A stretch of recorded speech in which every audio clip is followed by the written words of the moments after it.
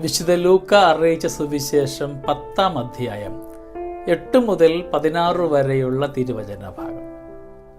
നന്മയും ദൈവികതയും ഒക്കെ കടന്നു വരുമ്പോൾ അവ നിരസിക്കുന്നതിനെ ഓർത്ത് ദൈവം വിലപിക്കുകയാണ്.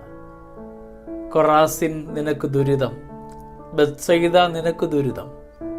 നിങ്ങളിൽ നടന്ന അത്ഭുതങ്ങൾ ടയറിലും സിദോനിലും നടന്നിരുന്നുവെങ്കിൽ അവരെന്നെ പശ്ചാത്തപിക്കുമായിരുന്നു. സ്നേഹമുള്ളവരെ, തിന്മയെ നിരസിക്കുന്നത്, തിന്മ വേണ്ട എന്ന് വയ്ക്കുന്നത് പുണ്യവും നന്മ വേണ്ട എന്ന് വയ്ക്കുന്നത് പാപവുമാണ്. നന്മയെ നിരസിക്കുമ്പോൾ നാം ഉപേക്ഷിക്കുന്നത്, നിരസിക്കുന്നത് അത് സമ്മാനിച്ച ദൈവത്തെയും അതിൻ്റെ ഫലമനുഭവിക്കേണ്ട സഹോദരങ്ങളെയുമൊക്കെയാണ്.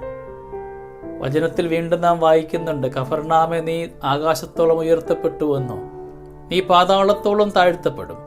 ദൈവത്തിൻ്റെ സാന്നിധ്യമില്ലാതെ, ദൈവികമായ കൃപയില്ലാതെ ലഭ്യമാകുന്ന എല്ലാ സൗഭാഗ്യങ്ങൾക്കും അല്പായുസ് മാത്രമേ ഉള്ളൂ എന്നാണ് വചനം പറയുക. നമ്മുടെ ജീവിത മേഖലയിലൊക്കെ ദൈവത്തെ ശരണപ്പെട്ടുകൊണ്ട് അവനോട് ആലോചന ചോദിച്ചുകൊണ്ട് മാത്രം മുമ്പോട്ട് പോകുവാനായിട്ട് നമുക്ക് പരിശ്രമിക്കാം. ദൈവം സമ്മാനിക്കുന്ന എല്ലാ നന്മകളെയും സ്വീകരിക്കാം.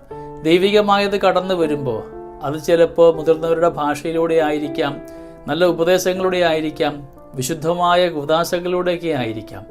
അവ നന്മയിൽ സ്വീകരിക്കുവാനായിട്ട് അതിൻ്റെ നന്മ ഫലങ്ങളൊക്കെ നമ്മുടെ ജീവിതത്തിൻ്റെ ഭാഗമാക്കുവാനും അതുവഴി അനേകർ ദൈവത്തിങ്കിലേക്ക് എത്തുവാനായിട്ടും നമുക്ക് ഉപകരണങ്ങളായിട്ട് മാറാം. സ്നേഹമുള്ളവരെ, ദൈവികമായ കൃപ നമ്മുടെ കൂടെ എന്നും ഉണ്ടാവട്ടെ. തിന്മയെ വേണ്ട എന്ന് വെച്ച് നന്മയെ പുണരുവാനുള്ള കൃപയ്ക്ക് വേണ്ടി നമുക്കിന്ന് പ്രാർത്ഥിക്കാം. ദൈവം നമ്മളെല്ലാവരെയും സമൃദ്ധമായി അനുഗ്രഹിക്കട്ടെ. നമ്മുടെ കർത്താവ് ഈശോ മിശിഹായുടെ കൃപയും പിതാവായ ദൈവത്തിൻ്റെ സ്നേഹവും പരിശുദ്ധാത്മാവിൻ്റെ സഹവാസവും നമ്മുടെ കൂടെ എന്നും ഉണ്ടായിരിക്കട്ടെ, ഇപ്പോഴും എപ്പോഴും എന്നേക്കും. ആമേൻ.